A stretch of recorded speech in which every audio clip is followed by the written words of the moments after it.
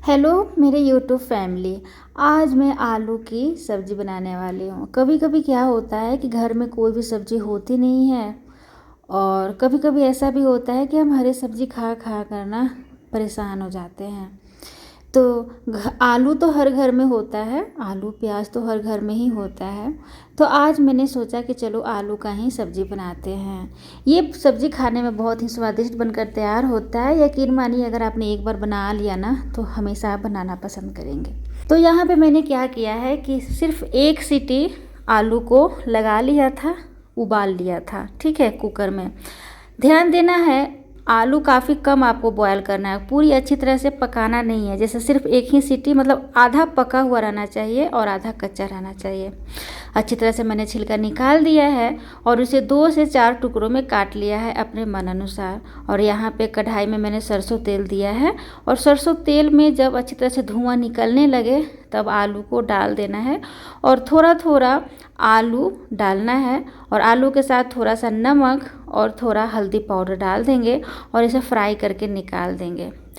मेरे जितने भी आलू हैं बॉयल किया हुआ, मैं इसे 2 भागों में फ्राई करके निकालूंगी ताकि हमारा सभी जो आलू हो वो अच्छी तरह से फ्राई हो जाए। एक साथ अगर मैं ज़्यादा मात्रा में आलू को फ्राई कर लूँगी तो अच्छी तरह से फ्राई नहीं होगा। मैंने अच्छी तरह से आलू को सभी को फ्राई कर लिया है। यहाँ पे मैंने एक खल लिया है और इसमें मैंने डाल दिया है 6 से 7 लहसुन की कलियाँ और 1 इंच अदरक का टुकड़ा और इसे अच्छी तरह से चॉप कर लेना है। तो काफ़ी बारीक मैंने चॉप नहीं किया है, थोड़ा सा ये हल्का दरदरा ही है, देख सकते हैं। तो ये करीब 1 चम्मच से अधिक है।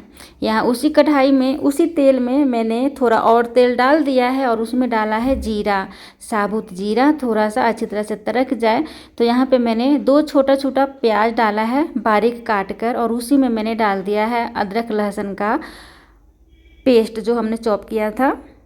तेल में सबसे पहले अदरक और लहसुन ही डालिएगा और उसके बाद फिर प्याज डालिएगा। मैं भूल चुकी थी, फिर मैंने दोनों को एक साथ डाल दिया।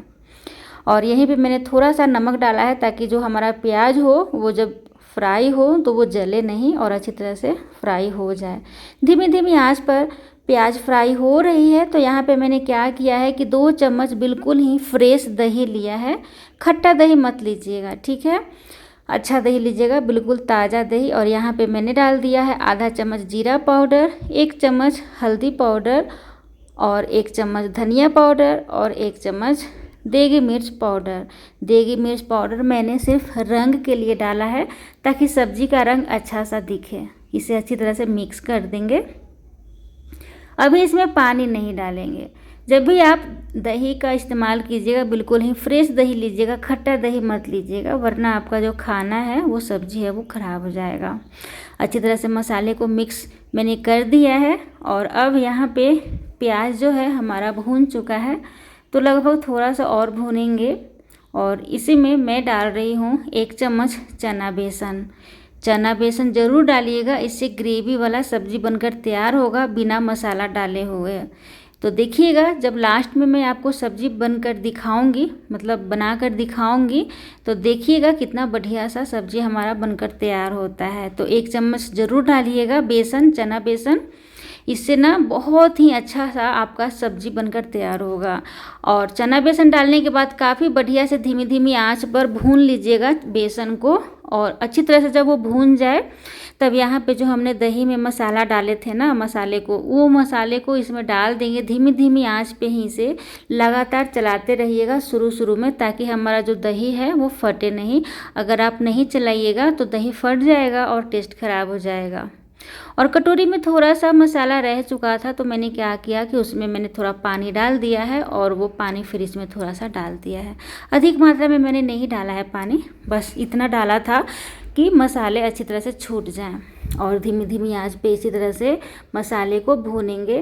तो देख सकते हैं थोड़ा थोड़ा तेल भी रिलीज ऊपर से होना स्टार्ट हो चुका है।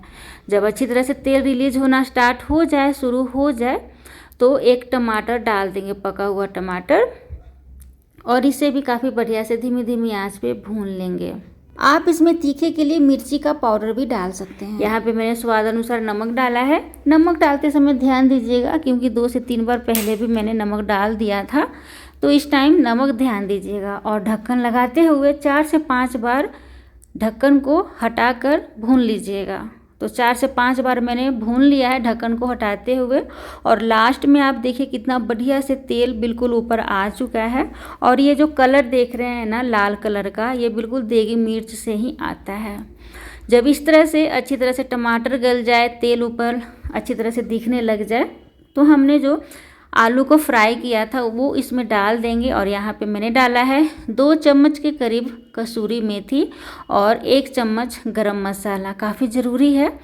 ये जो दही का और आलू दही का जो हमने सब्ज़ी बनाया है ना, इसमें जो भी मैंने डाला है ना सब चीज़ डालिएगा, किसी भी चीज़ को स्किप मत कीजिएगा। ऐसा नहीं है कि ये नहीं है तो नहीं डालना, सब चीज़ डालिएगा। बहुत ही अच्छा बनकर ये तैयार होता है। 1 से 2 मिनट तक इसको ढक्कन लगाते हुए काफ़ी बढ़िया से इसे भून लेंगे। और 1 से 2 मिनट हो चुका है और देखिए बहुत ही बढ़िया से ये भून चुका है। तो इसमें अब क्या करना है कि गर्म पानी डाल दीजिएगा। यहाँ पे मैं उसी खल से गुनगुना पानी डाल रही हूँ। गुनगुना पानी डालने से हमारे सब्जी का जो टेस्ट है वो काफ़ी बरकरार रहता है, अच्छा आता है टेस्ट। और अपने मात्रा अनुसार यहाँ पे पानी डालिएगा।